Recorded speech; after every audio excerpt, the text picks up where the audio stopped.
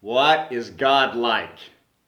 Genesis chapter 31. Now Jacob heard that the sons of Laban were saying, well, Jacob has taken all that was our father's, and from what was our father's, he has gained all this wealth.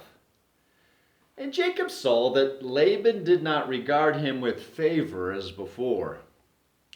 Then the Lord said to Jacob, return to the land of your fathers and to your kindred, and I will be with you.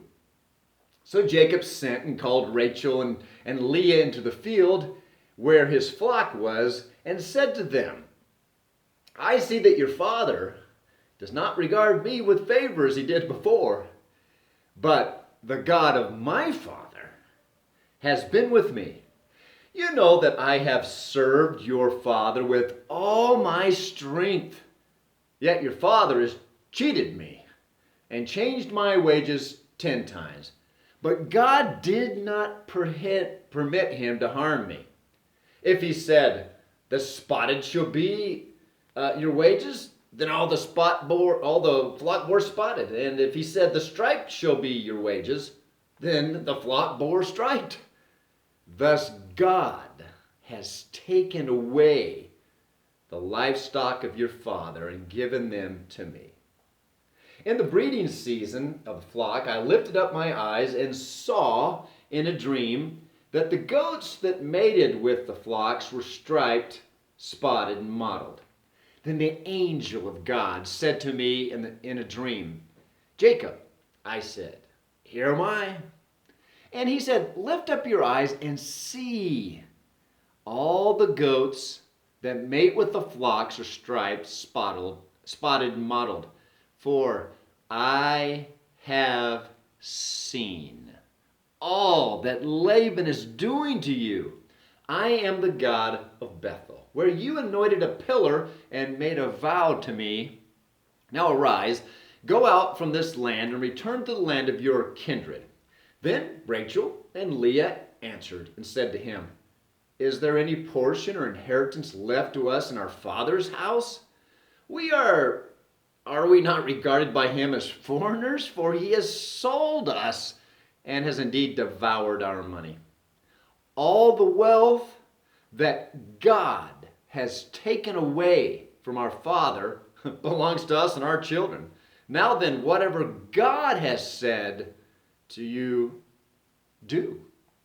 So Jacob arose and set his sons and his wives on camels. He drove away all his livestock, all his property he had gained, the livestock in his possession, and he had required in Padan Aram, to go to the land of Canaan, to his father Isaac. Laban had gone to shear his sheep, and Rachel stole her father's household gods. And Jacob tricked Laban the Aramean by not telling him that he intended to flee. He fled with all that he had and arose and across the Euphrates and set his face toward the hill country of Gilead. When it was told Laban on the third day that Jacob had fled, he took his kinsman with him and pursued him for 7 days and followed close after him into the hill country of Gilead. But God came to Laban the Aramean in a dream by night and said to him, be careful not to say anything to Jacob, either good or bad. So Laban overtook Jacob. Now Jacob had pitched his tent in the hill country, and Laban with his kinsmen pitched tents in the hill country of Gilead. And Laban said to Jacob, what have you done that you have tricked me and driven away my daughters like captives of the sword? Why did you flee secretly and trick me and did not tell me, so that I might have sent you away with mirth and songs, with tambourine and lyre? And why did you not permit me to kiss my sons and my daughters farewell? Now you have done foolishly. It is in my power to do you harm. But the God of your father spoke to me last night, saying, be careful not to say anything to Jacob, either good or bad. And now you have gone away because you longed greatly for your father's house. But why did you steal my gods?" Jacob answered and said to Laban, "Because I was afraid, for I thought that you would take your daughters from me by force. Anyone with whom you find your gods shall not live. In the presence of our kinsmen, point out what I have that is yours and take it." Now Jacob did not know that Rachel had stolen them. So Laban went into Jacob's tent, and into Leah's tent, and into the tent of the two female servants, but he did not find them. And when he went out of Leah's tent and entered Rachel's. Now Rachel had taken the household gods and put them in the camel's saddles, sat on them.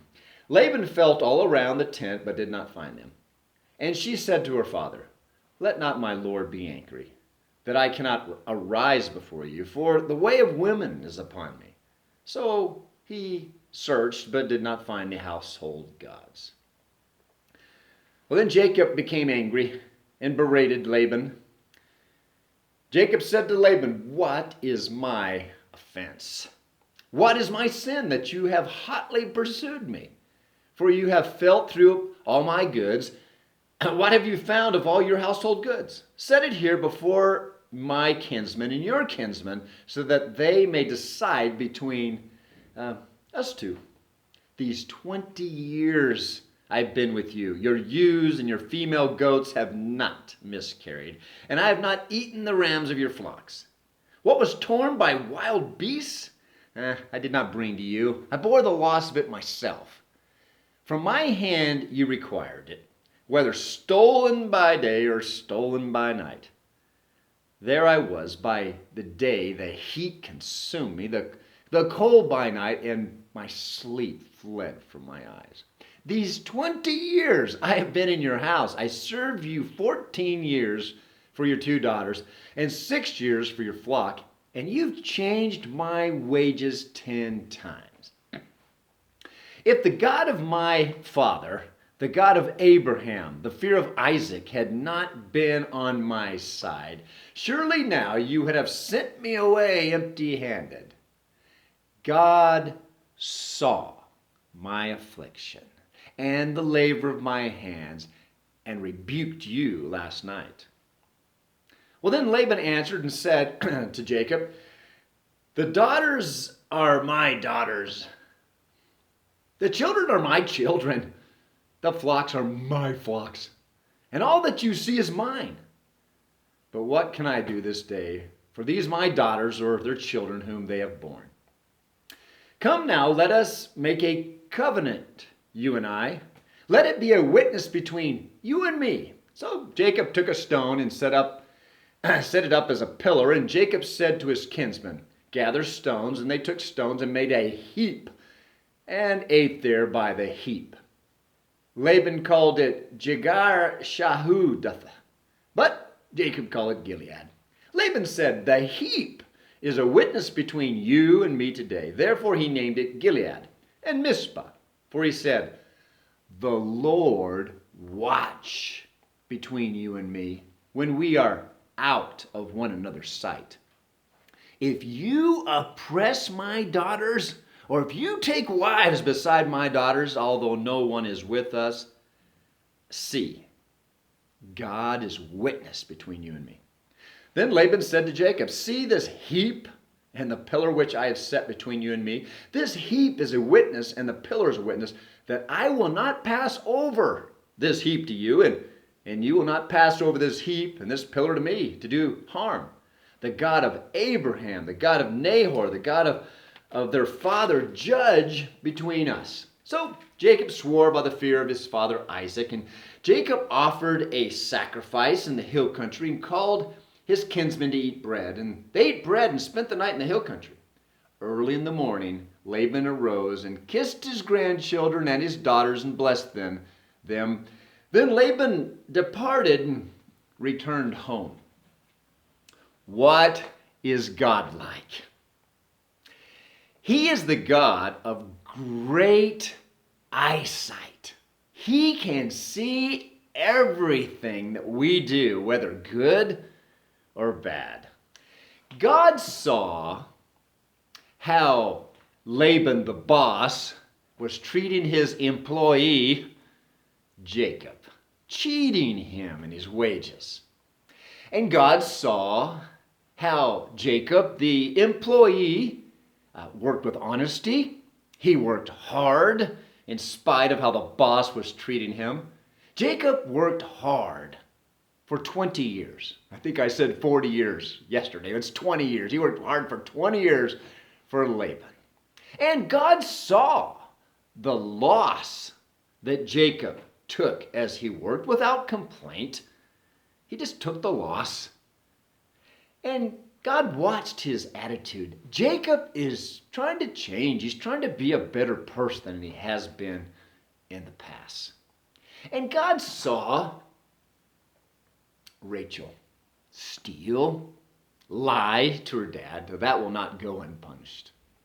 And God watches over Laban's daughters and his grandchildren when they're outside of his sight.